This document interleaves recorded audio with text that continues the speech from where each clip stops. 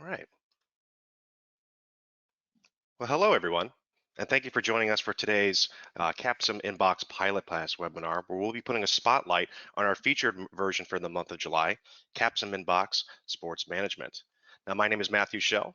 I'm Capsim's Market Development Manager, where I work with a variety of our authors to create these very custom micro simulations that we'll be going through today.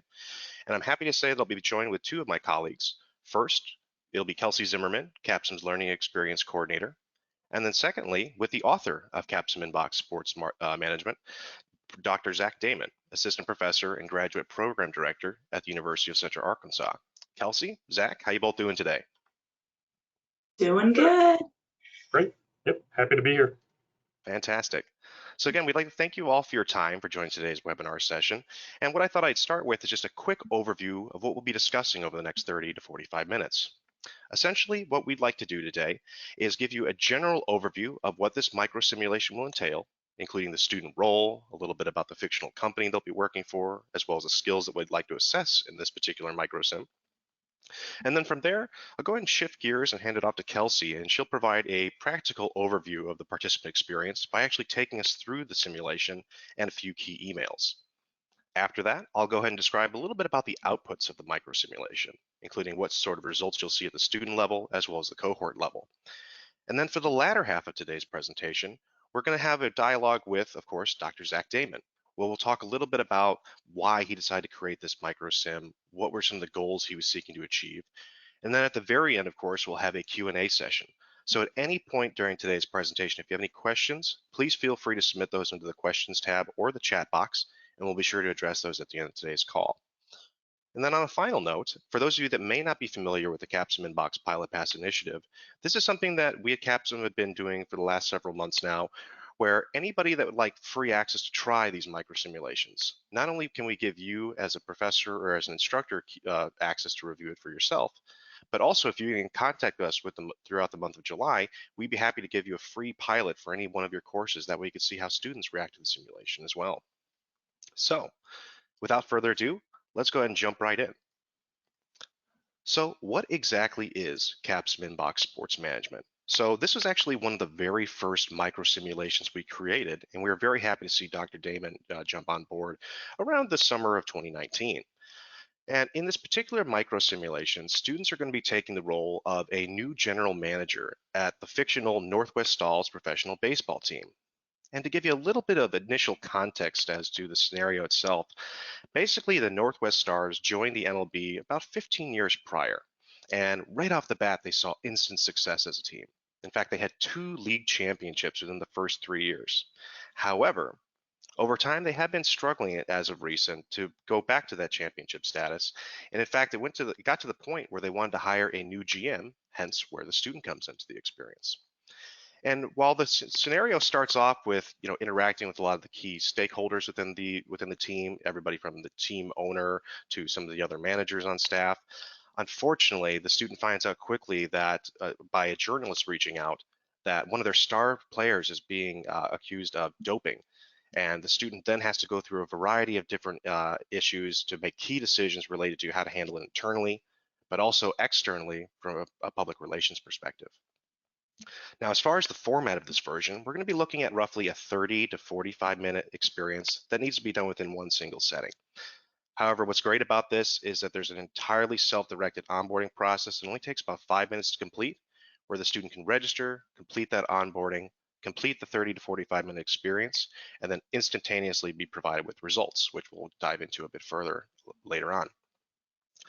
And then finally, in terms of the skills that we want to assess for this version, really we're honing in with a key focus on looking at students' problem-solving capabilities, their communication strategies, as well as their ethical decision-making practices. So all in all, a quick synopsis of the CapsimInbox Sports Management experience. And at this point in time, I'd be happy to turn it over to my colleague Kelsey, who will talk a little bit more about what exactly the CapsimInbox process looks like, and then actually showing some of those key examples. Kelsey? Thanks, Matt. Hello, everybody. So as Matt mentioned, I'm going to give you a quick overview, and then we're going to dive a little bit into the simulation itself. So there are 3 main parts of an inbox experience: the experience overview, the inbox simulation itself, and the feedback report and skill builder. So the first thing that a participant will encounter is an experience overview. This will include a self-assessment, which is designed to gauge their awareness levels, and a brief description of the scenario and the participant role, in this case, the general manager of a professional baseball team. You'll also be prompted to complete a self-assessment, which asks the participants to assess themselves on the skills they'll be challenged to demonstrate throughout the experience. Next, the participant will start the actual inbox experience, which puts them right into that day in the life of a general manager.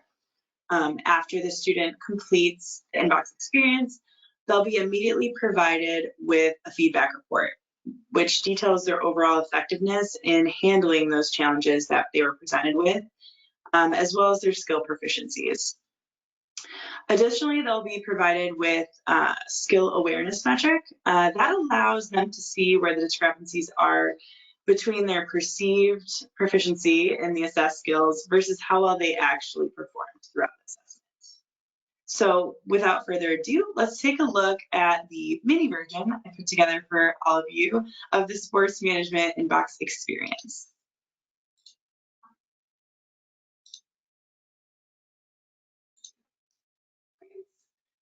So this is the inbox experience. We start with an email from the team owner of the Northwest Stars.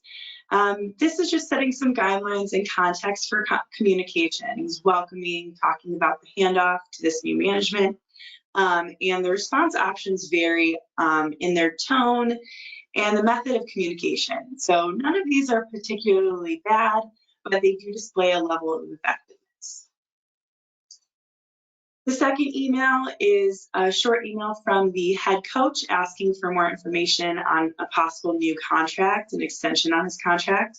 The responses are another great example of varying degrees of effectiveness.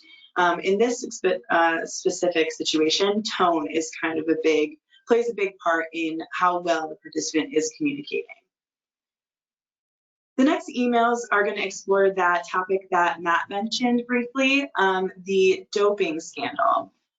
So as Matt mentioned, there's external and internal communication regarding this issue. I'm going to dive a little bit into the external communication. So a journalist reaches out to the participants and they're asking for a comment on this rumor, and the participant is going to have to respond in a way that tests not only their communication skills, but also problem solving, since this is a very sensitive issue. Depending upon the choice that the participant makes at this very critical point in the storyline, they will receive different responses and go down different paths. So let's say you respond by acknowledging the claim, asking for discretion, and requesting more information about the rumor itself. From there, the journalist, may reply, I'm challenging you. I have a timeline I want to hit. There's a likelihood of a larger leak. The participant responses for this one test both communication and ethical decision making. Again, with varying degrees of effectiveness, choices include reaching out for more support, brushing off the rumor, and so on. This is just a snapshot of this storyline. As it progresses, the participant is given more context, support documents, and is able to interact with those other internal stakeholders that are managing the situation. So that's just a brief snapshot. I hope this was helpful in giving you a peek into what types of situations the participant will experience throughout the simulation. This is just one of the storyline within the inbox. There's several parallel, supporting, divergent storylines that create a very realistic feel for the participant, and they really assess their reactions to these variable situations. From here, I'm going to pass it back over to Matt, who will provide a little more detail on the feedback report and the information we share with the participants on their overall performance. Matt? Absolutely. Thank you very much, Kelsey, for that quick overview of the experience.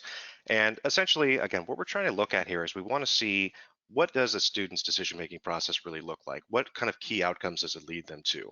And be able to provide some empirical metrics on their skills post-simulation, of course. But one part that we also have within this version that's particularly unique is that we do have the opportunity for them to actually write out their own responses, typing out the email just as they would in the real world. That way you as an instructor will have a little bit of qualitative information on their thought process, such as what was their justification for making a key decision, for example. And in this particular version, it ends with them actually responding to some of the questions from the journalist. So it gives you a little bit of an insight into their kind of thinking process as well. However, what happens post-experience? What are the outputs of CapsimInbox Sports Management? So basically what you're seeing on screen here is the instantaneous and individualized feedback report that's provided right after they click complete within the experience. And essentially, we have 4 key areas of feedback that we provide right off the bat. First and foremost, we're going to be able to show the students' overall performance by percentile against the entire populace of other users around the globe that have gone through sports management. So they get a really good idea of where their skills are at against the general population. Secondly, we'll provide them with a developmental index. And essentially what this is trying to do is we want to show, did they pick the most proficient, the most effective response to a given email? And then the second part of the matrix would be how consistent was that proficiency throughout the exercise?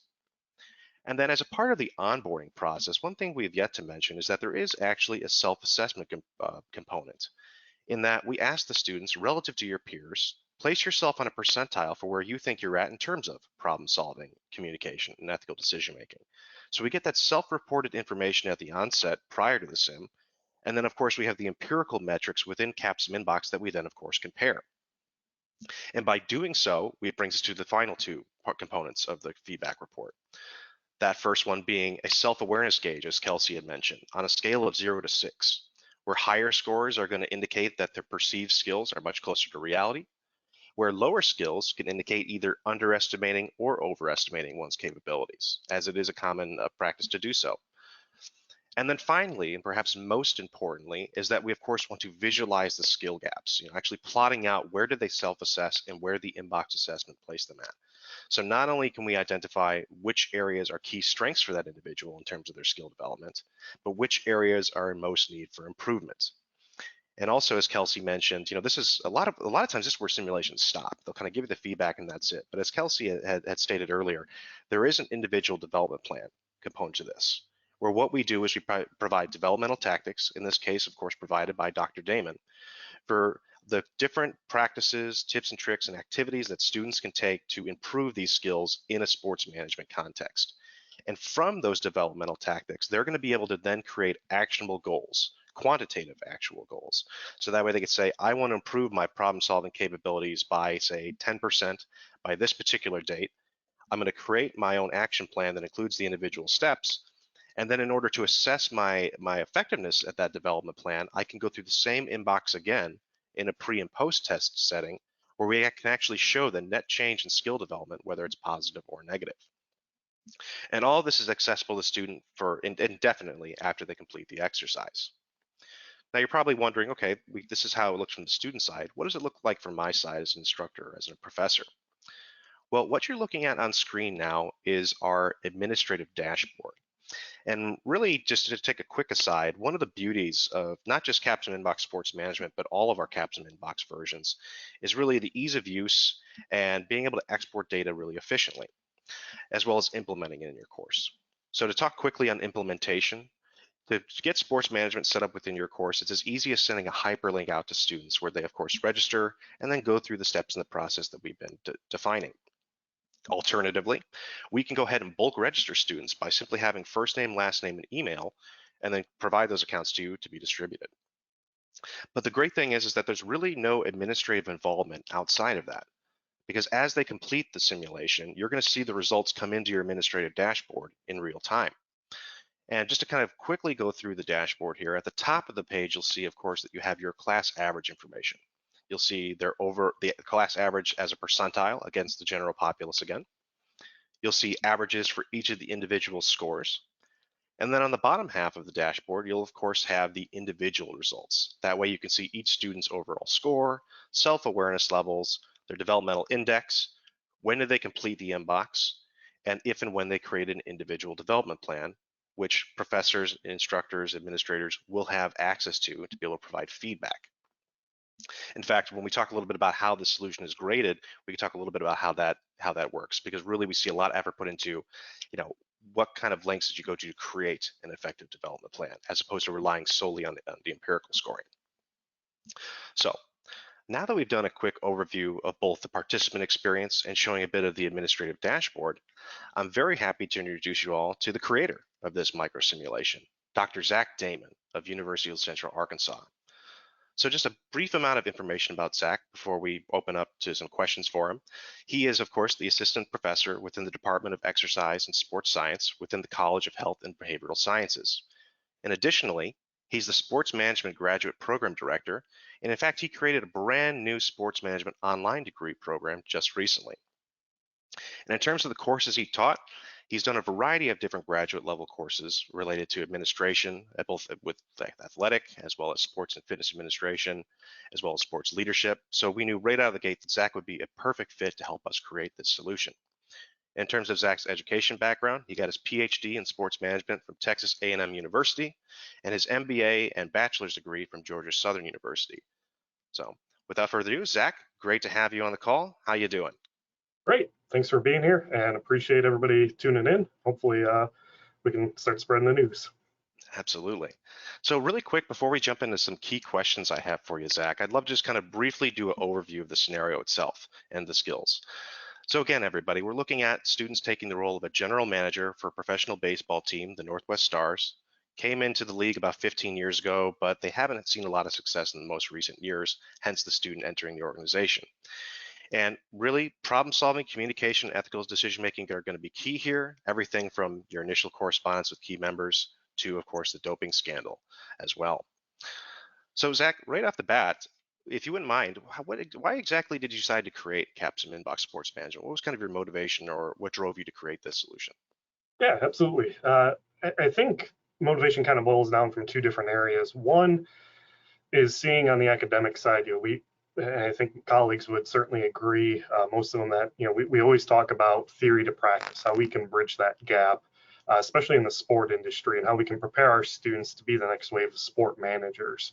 And there's a lot of great experiential learning opportunities out there, especially with a lot of the sport teams around the world. But this is something that we can do here in the classroom, or obviously on their own time, but still related to the classroom. So we can start to build those practical skills, and we get something tangible, especially through the reports that Capsim has, that the students can take along with the professors and say, hey, here are the areas to improve, or we're already doing really good. How do we maintain that level of performance? How do we improve those levels?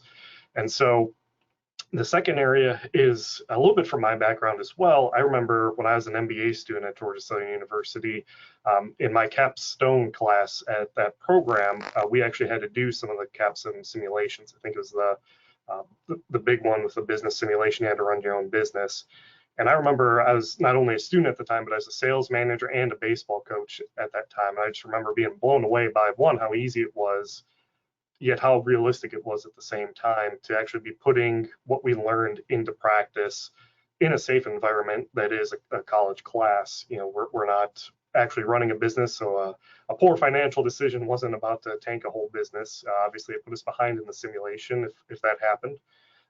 But we were able to apply all those things that we just learned, the marketing, the finance, et cetera. So I was really impressed with CapSim as a student and as a practitioner in my background going back a few years. And so when this opportunity came around again, and it was kind of that light bulb moment, hey, this is a way to kind of carry out two birds with one stone, if you will, that, hey, we can create a tool that is useful not only in the classroom, but also for practitioners. They can have new employees or current employees take the assessment as well. But also is something that's applicable, something that's fun, something that's engaging, and is easy to use, as you all mentioned earlier, for students and for professors too. Yeah, absolutely. Thank you for that, Zack. And kind of to expand on that just a little bit, really, of course, the key focus being on the experiential learning component. Did you find that there were a lot of tools like this out there when you were originally, kind of starting this process with us? No, none to my knowledge, at least. And I think the closest one that I found was something that looked like the 1970s or 1980s Tecmo Bowl video game kind of deal. So there wasn't anything relevant out there, not anything that had been updated. and just in general, nothing that really had the full experience here, as well as the content knowledge of, hey, this is what a sport manager is actually going to face with potentially, as well as, hey, these are the measurable skills, we can measure those. So there wasn't this tool out there, there wasn't this simulation out there, at least to my knowledge. And I think we have worked for a couple of months together, just making sure that we weren't, stepping on any toes or anything with that. So, there's a huge gap, and this is one part to hopefully fill that gap. Excellent. Fantastic. Well, on that same note, Zach, outside of, of course, providing that practical experience to students, if you could kind of share what you think would be like one key benefit, but one additional benefit for the students and one key benefit on the professor front with the solution, what would you say those would be? I think it's an engagement aspect, an engagement benefit, because like I say, at least speaking from my own experience as a student when I was taking these, it was finally, I got something that I could visualize, going through the textbook and PowerPoint slides and quizzes and all kinds of other assessments and everything in a class is great, and it builds that content knowledge.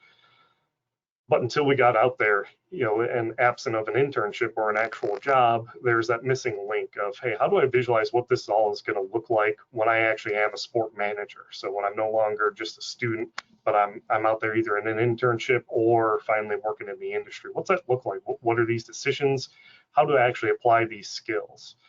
So I think from a student perspective, that would be a huge benefit, huge takeaway, is to finally get that light bulb moment that, oh, this is a glimpse into what I'm getting myself into with this major, with this discipline, and that should excite them.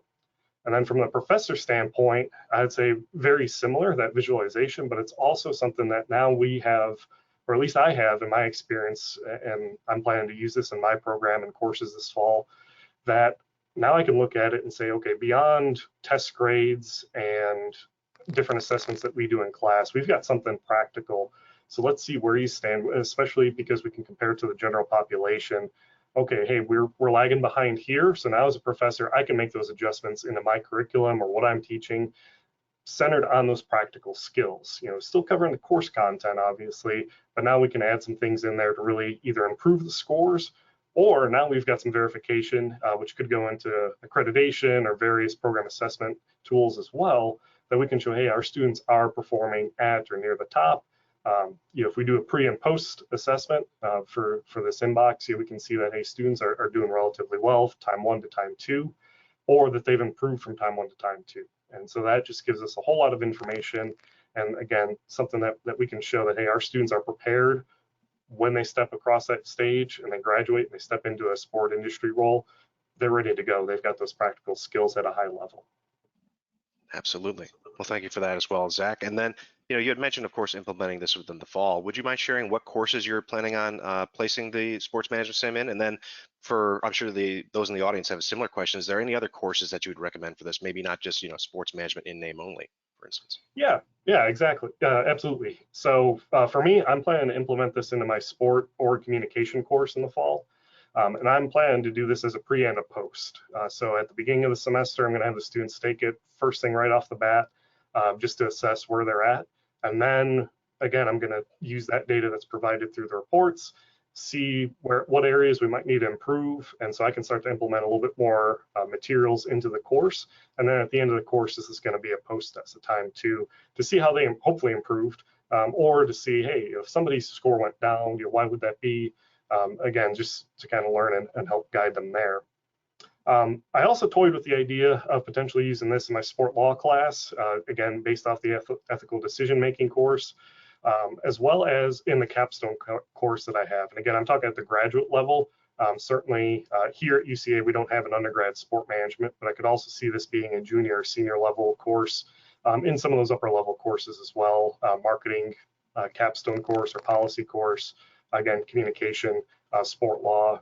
So those are just some of the courses off the top of my head. And again, I'm just N of one. I'm sure we've got a handful of folks in the audience, so there's going to be at least another idea probably that everybody else has where this would fit for their work as well. And it's designed that way. It's designed to be able to fit in multiple courses because all of our curriculum are going to be a little different. Maybe somebody doesn't have a sport communication course, but they've got sport marketing and they cover communication, or they cover ethical decision making in a leadership course. And so this would be able to fit in and kind of a Swiss Army knife tool really to fit in a lot of different courses. Excellent. Well, thank you for that as well, Zach.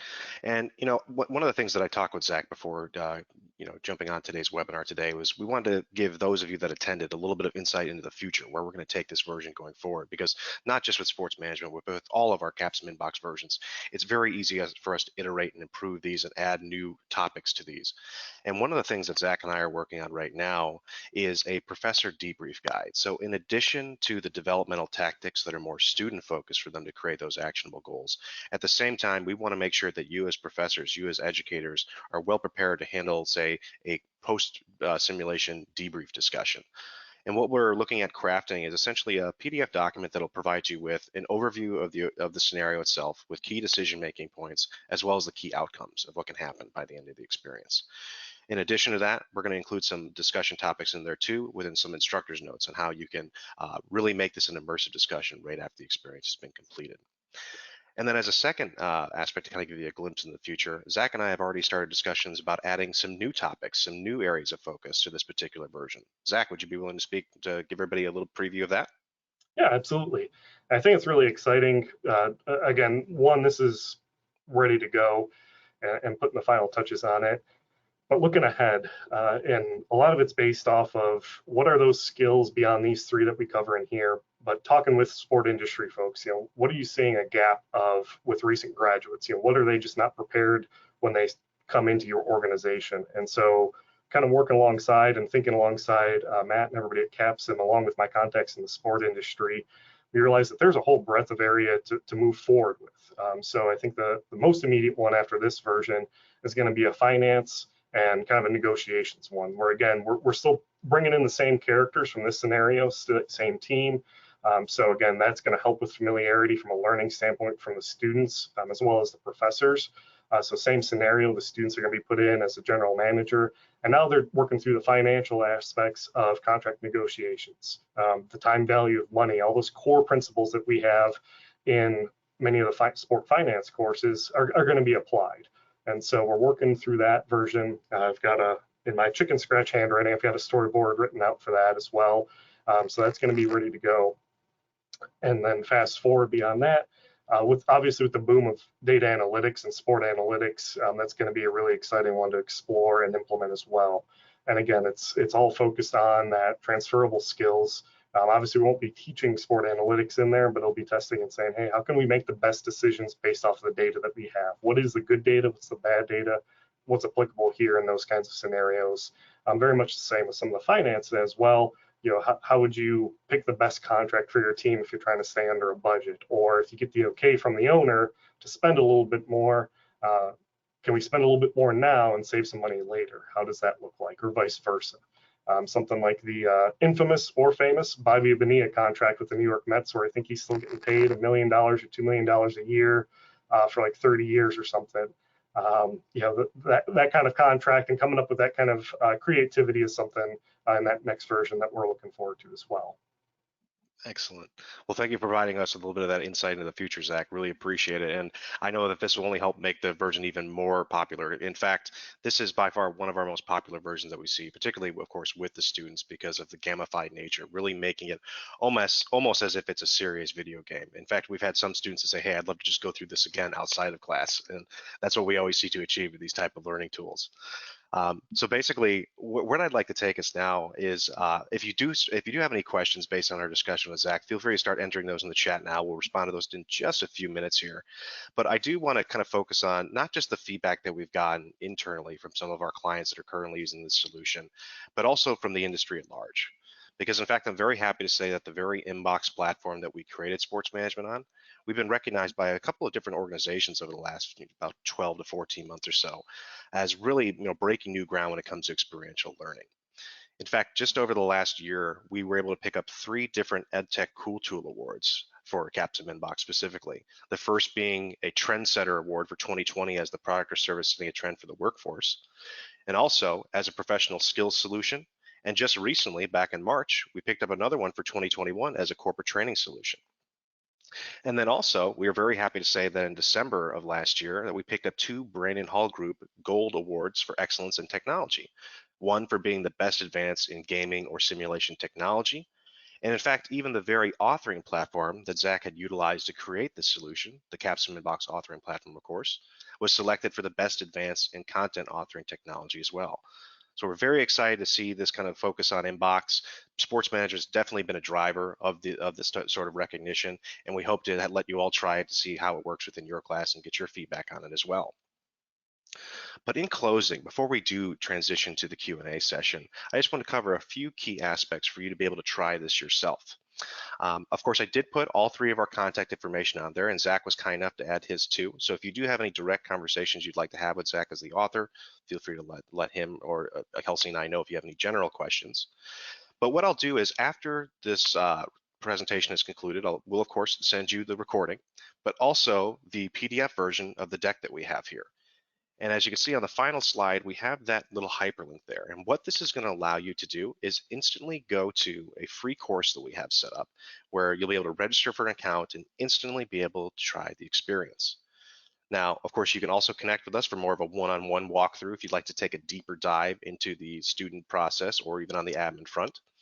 And then, of course, if you would like to pilot as your students, feel free to let us know and we can get you set up. Even if you'd like to do it in the fall semester, we're happy to be flexible and do that as well. But in closing, what we'll do now is we'll open up a quick Q&A session for Zack. Everybody, if you'd like to submit your questions, we'll go ahead and start answering those in just a moment.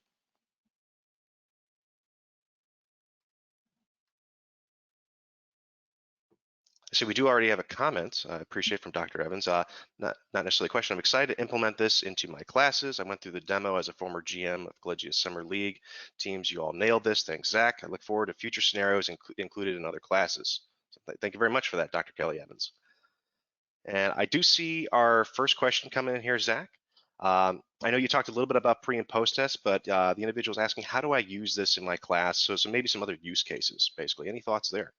Yeah, absolutely. And again, just N of one, I'm going to try this as a pre and a post, but I think other aspects too, again, depending on what the course is and where it is in the curriculum, it can make sense for senior students or second year master students, or even towards the end of a course in their curriculum. So maybe in the fall semester or spring semester before graduation, and towards the end of that course where we still have some time where we can kind of polish things together. Maybe it's a professional development course or has some content in there. And so we run through this and just to see and assess where our students are right before graduation or right before an internship, so that we can then still have some time to implement some of those things in the debrief and some of the suggestions that we have, and say, okay, if there is somebody who maybe is lagging behind a little bit or has some areas to improve, we still have some time to implement things to help them get through that, train them, develop them that way as well.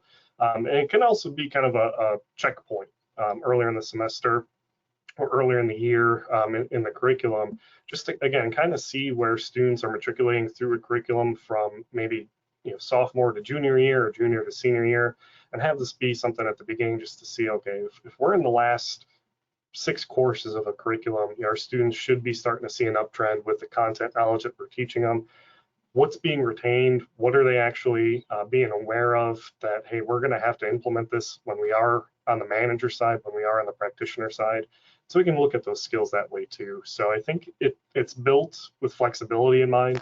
And there's a couple of different ways that we can be implemented there at different times as well, just off the top of my head there. Excellent. And then Zack, we did have another question come in. We have a professor. If I assign this as a project, what do you suggest in terms of grading? Now we briefly hit on this just a little bit, but anything you'd like to expand upon there? Yeah, and this is one where again, it's the flexibilities in there. Just to speak from my experience and my plan for implementing this. Again, from the pre and the post test, those are both going to be worth a certain amount of points in the course, maybe just 50 points each. And then my view is to offer, hey, how much you improve is a way to kind of earn back some of those points. So if somebody does a 40 out of 50 on the first time through, and then they get a 45 out of 50 on the next time, not only are they looking at those 40 and 45 points, but now there's a 5-point difference that gets added in there. So that's kind of what I'm looking at. Also with a safety net that the grade won't go down. So if somebody gets a 40 the first time and then somehow they slide back to a 30 or 35, we're still combining those two, but I'm not going to take away the points that you lost either. But for like a one-time thing, or if it's just part of a greater project as well, I think, again, to me, there's a dual aspect to the grade, not just the assessment that they get, but also the participation, because I think there's value no matter what the assessment score ends up being. I think it's so valuable to have this kind of information to show the students and to show us that where they stand, that at least some sort of participation points are a basic necessity in there. But also to encourage the students to keep coming back. If we have another CapSim, if we do this one in one class and then the finance one for sport management, another class, this should be something that they're excited about and that, hey, I'm familiar with, so we can keep coming them back. So it encourages the learning aspect, as well as it makes it a little easier on the professor side, which I know everybody appreciates, efficient ways to grade. And I think the assessments do that, as well as, again, hey, if students are going to work through this, they should at least get some sort of not just assessment point value, but also at least a participation grade, just going through there too. Excellent. Thank you for that, Zach. And if I could just expand upon that a little bit, he was talking about the ease of use from the professor side. Two key points I'd like to just quickly highlight there. Number one is that all of the information that you saw on the admin dashboard is easily exportable via CSV file. However, additionally, we at CapSim have also integrated ourselves with many of the major LMS systems out there, learning management systems. These would include such as Canvas, Blackboard, Moodle, Schoology, just to name a few. And in fact, it's a very easy process where we could work with your IT team to be able to make that work for your institution as well. Let's see, we do have another question here. The simulation as it is presently set up only issues dealing with the doping ethical issue. Currently, the simulation does not address, say, use of resources, or do they make any other decisions within the current version? So we talked a little bit, Zach, about where we're going to be adding to. I want to briefly just talk about some of the other key aspects outside of the doping scandal that we hit on here. Yeah, and some of it, that's kind of the main thread there. But again, there's in the full simulation and the full pop-up, you have to deal with the manager, the coach, and the coach is pressuring you. He wants a new contract, and so how you handle that is factored in there as well. Even who you answer first, there's multiple screens or multiple emails that pop up. If the team owner is one of them, I would suggest answering the team owner first. That's the student's boss or the person's boss in the situation. So all of those are matriculated in and intertwined in the simulation as well. So the doping scandal's the key scandal, and on purpose, because it's something that, along with baseball being a global sport and doping scandals being ever present in the sport industry, unfortunately, that's something that was specifically designed to capture people from around the world. That, hey, this is applicable for not just the United States or North America, but around the world as well: Australia, New Zealand, Europe, Asia, etc. And so that's where that comes in. And along with who you respond to, but still responding to the other folks. If you respond to the coach and he's asking for a new contract, again, you're still assessed on those responses too. And that's what feeds into the communication skill. That what really feeds into how we handle the whole situation. So it's really all boiled down and boiled in together there. Excellent. Well, I'd like to give everybody just a chance to add any final questions at this time if you'd like to submit those. But in the meantime, Zach, I've actually got a question for you. If you wanted everyone to take away one thing from today's webinar, whether it's about Inbox generally, sports management specifically, what would you say that would be? I'd say I think this is a key piece of the puzzle. This is something that I think, especially after this past year that we've been through with teaching online and COVID and everything else, I think we all understand now what good online learning means for not just higher education, but specifically for sport management, and translates to practitioners. So I think this is a key piece of that puzzle. And I think this is the way forward, it's that we can assess those things. We can really start to bridge that gap and work with practitioners. Again, our students that graduate are the next wave of practitioners. So if we, the easiest way to bridge that gap is to have those good relations and have the good skills implemented in our students who are becoming those practitioners. That way, if we come back and want to bring somebody back on campus for guest speaking or have research ideas and need industry connections, that's the easiest way to do it outside of making new connections. And I think this tool really helps prepare students for success in the industry, so that when they graduate with a sport management degree, they stay in sport management. They're not discouraged, they're not unprepared, They're not immediately scrambling and thinking, wow, I don't know what I'm doing, or how do I apply all those things that I learned? I know all this stuff, but what does that actually look like? I think this really hits at that point that this prepares the students, this verifies things for the professors, and this makes good industry relations with the practitioner side. So it really hits on all those three core areas: the teaching, the practice, and the research that centers on sport management and centers with Capsim, because again, it's all data driven too. So we get empirical data that helps verify everything. Very well said. Well, thank you very much for that, Zach. I do have one other question that I'd be happy to field in this case. We did have somebody that entered a little bit later in today's presentation, but a topic we have not covered yet around cost. What does this look like from a cost perspective? So we at Capsim wanted to make this as cost effective as possible. The sports management CapsimInbox micro simulation is available to students at only $10 per use at this time, $10 USD per use. So, and this is something that we can either set up so our students pay directly through our secure portal, or we can directly invoice the institution, or even work with your bookstore as well. So a couple different ways we can interact that way.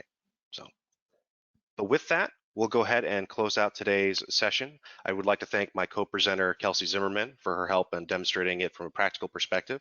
And a very big thank you to Dr. Zack Damon for his time today to kind of field some of the questions we've had from the audience, as well as some questions from Capsim's side.